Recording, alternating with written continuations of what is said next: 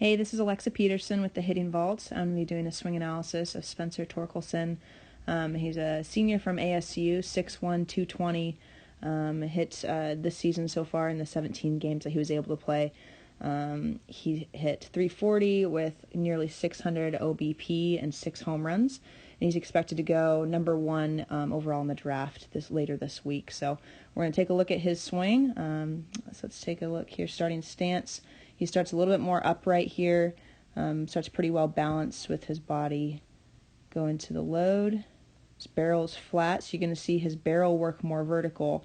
Hitters that start with their barrel more flat, we tend to see them work more vertical, whereas hitters that start more upright already, we'll see a little bit more of just kind of a movement back with their hands a little bit, like Cabrera, for example. You think of his swing. So he works his front shoulder down and in a little bit. As that barrel works more vertical, you can see he has some internal hip rotation right here, working inwards.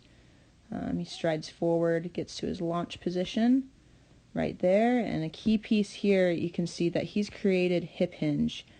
You could tell that from his beginning starting stance, he was very upright. But it's important that in the load and as the hitter strides forward, we create hip hinge here. So essentially the eyes are going to be over the toes a little bit more versus the spine being straight up and down. So from there, you see his hips kind of start to unwind. His back shoulder now works down and his front shoulder is working up, keeping that hip hinge. Hips are opened up. You can see that they're pretty much at the pitcher right now, very close to contact. He gets to contact right about there.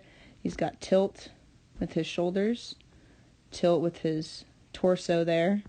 He starts to firm up that front knee, and his shoulders are pretty close to mirroring the same angle as his bat.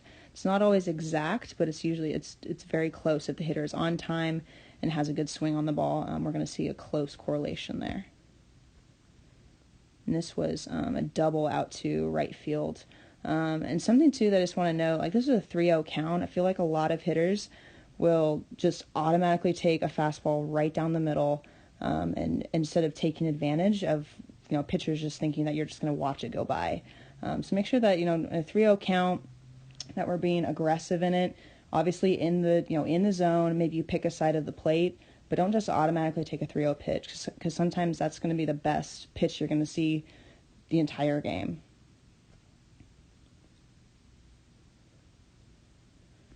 Here's a side angle of that same swing. Unfortunately, it didn't really start from the very beginning of his swing. It was kind of in that peak kind of load position. So you can see he's about to start moving forward here. You can tell he has that internal hip rotation with his belt starting to, it's a little bit more towards the catcher, but as he goes forward, he gets to launch position. You see that belt, if you take a look here. His belt starts opening up as he gets closer to that launch position. His hips start to unwind a little bit. So he goes forward, down and forward, gets to launch position, which is right when that front heel hits. We see his hands up and back, his knob kind of down towards the catcher, and we see some variance exactly at what that angle is, but we don't see with elite hitters their knob already pointed down towards home plate or already at the pitcher. We want to see some pretty good balance here. You can see he's pretty well balanced. He's a little bit on his backside maybe, and it could be a little bit of the camera angle, not exactly from the side here. But we don't want to have too much weight on the backside. We don't want too much on the front side. You can see he has a little bit of bend in both of his knees. Good distance between his feet there. The average distance is about half of the hitter's height, typically. From there, you can see that he starts to turn his hips. His back shoulder works down, front shoulder works up, just like we talked about. Hips are opening up. His hands, notice where his hands are. So a lot of kids at this point in their swing, when we get to bat lag position, which is when that bat's like pretty close to being flat here, horizontal, a lot of hitters' hands are really far forward. They're in front of their front hip. And there's some hitters that are a little bit more in front than he is, but for the majority of hitters, we see them behind that hip right here, because it's those hips that are opening up first, and then those hands go, and then the barrel comes through, whipping through. It's not the hands pushing ahead of the hips. He gets close to contact here. You see his front knee starting to firm up. It's rotating open and firms up as he gets close to contact. And check out his back foot too. A lot of hitters, our coaches are still teaching to squish the bug or really just turn and spin and rotate with a lot of weight on that backside. But look at his back foot. As he rotates, his heel is actually ahead of his toe right here. And his back foot is weightless and actually shifts forward maybe about 2 inches. And so at contact, he ends up being weightless. Goes through extension. He doesn't rotate his back foot all the way. You don't have to rotate it all the way. Hitters like Trout, for example, do what's called scissoring, where they don't fully turn this back foot all the way. But the key, though, is that the head stays still through the middle of the swing. Let's put a line right here. The head stays still. It's rotating around that head staying still through the middle part of the swing here. And the belt buckle is still getting towards the pitcher, right? So a lot of hitters that don't turn their back foot all the way, they also don't turn their hips. But the hitter has the flexibility to be able to turn their hips all the way and still get their foot to become weightless as well. That's another piece as well, becoming weightless. And it doesn't matter if their back foot doesn't turn all the way.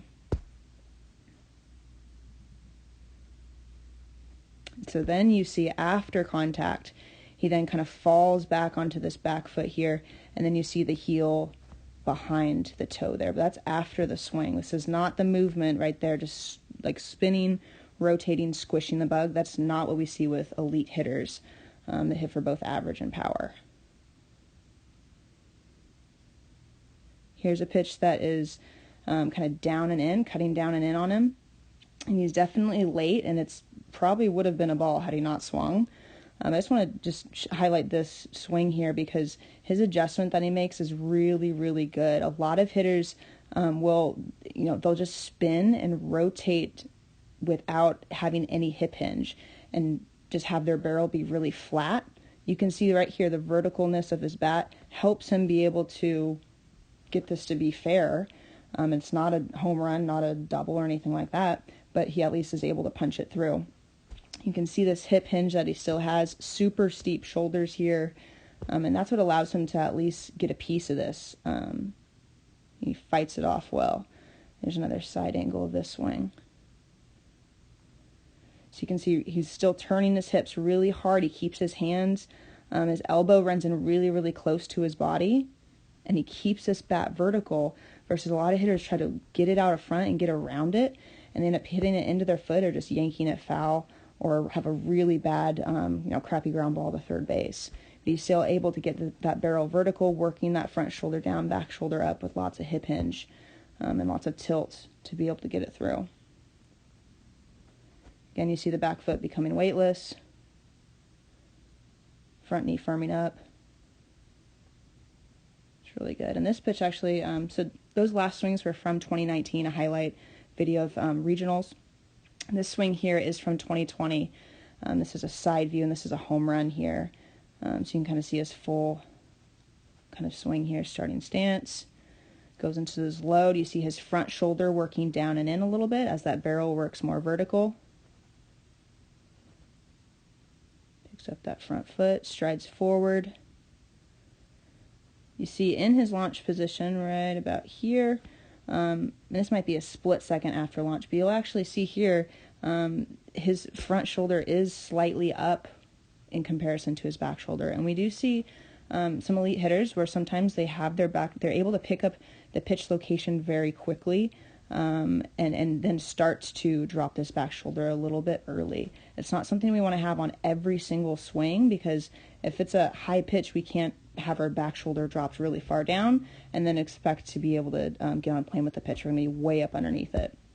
So, but notice it's a very slight angle up there. We don't want to have that back shoulder way underneath the front shoulder. But this was a pitch that was down and in, and he was better on time with it than the last down and in one that he swung at. So you can see his movement here. He starts dropping that back shoulder down a little bit early. Front shoulder continues to work up. Lots of hip hinge. Front knees firming up as he gets closer to contact. Back foot's weightless there. And he makes much better contact more out front. than where he was. He was a little more jammed on the last one. So overall, he has a beautiful swing. I'm really looking forward to seeing where he goes. So